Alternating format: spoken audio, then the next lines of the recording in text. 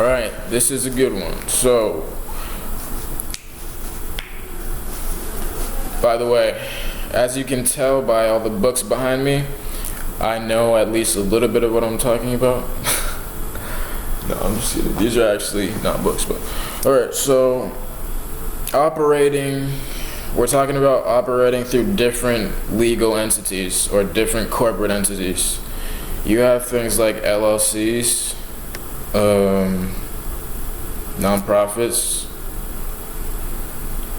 foundations, charities. Basically, you have C corps, S corps, and any other type of corp. What is the S corp? S corp is a corporation that has shareholders. A C corp is a corporation that doesn't have shareholders. Don't quote me on that. I'm gonna actually look it up to refresh my memory, but I'm pretty sure but basically, alright, so you need to understand that whatever your business goal is or whatever you want to do, there's going to be a specific legal or business entity that you want to use. For example, if you're trying to make a profit, if your main goal is profit and you just want to make a lot of money off a product or service, then your best bet would probably be an LLC. But if your main goal is to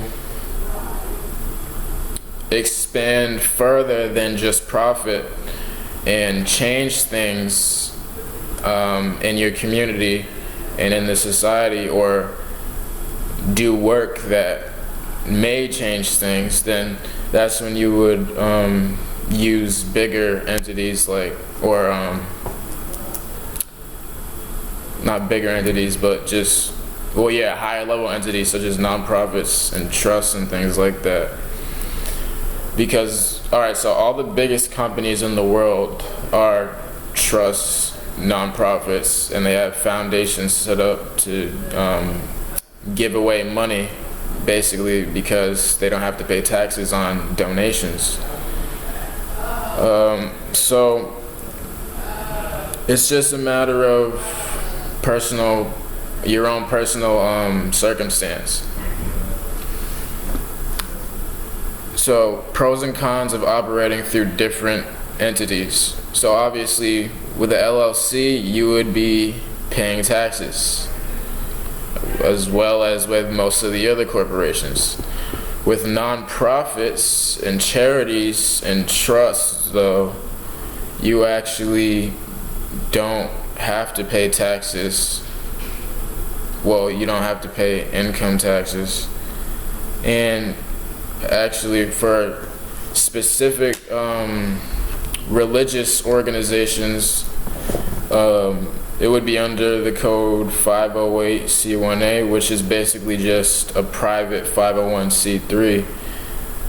These organizations are tax exempt, sales tax exempt, property tax exempt, unless, and there's certain rules and regulations, limitations, but for the most part, you're tax exempt and you don't have to file anything with the IRS. So just decide what's best for you. If you're worried about profit and that's all, then worry about that and just do it the normal LLC or whatever. But if you're trying to go bigger than profit, then non-profit or charity or something along those lines would be the best way to go. Another thing, you can do certain things with non-profits that you can't do with other things. So a company or anyone can donate to a 501c3, and if it's a cash donation, they can deduct 100% of that. So they would get all the money back in tax credits. For property, I believe it's up to 60% of fair market value, something along those lines, in my state at least. It varies from state to state. So the point I'm making is there's a lot more different things you can do with different types of entities. With a trust, for example, you're basically creating a fiduciary relationship where you're passing over the trust property to the trustee to hold in trust for the beneficiary. So it's kind of like you're controlling what goes on, but you don't actually own the property or the assets. Therefore, you don't have the liability in the matter. I'll probably go deeper into this and make different videos about different things that different entities can do, but I just wanted to give a basis of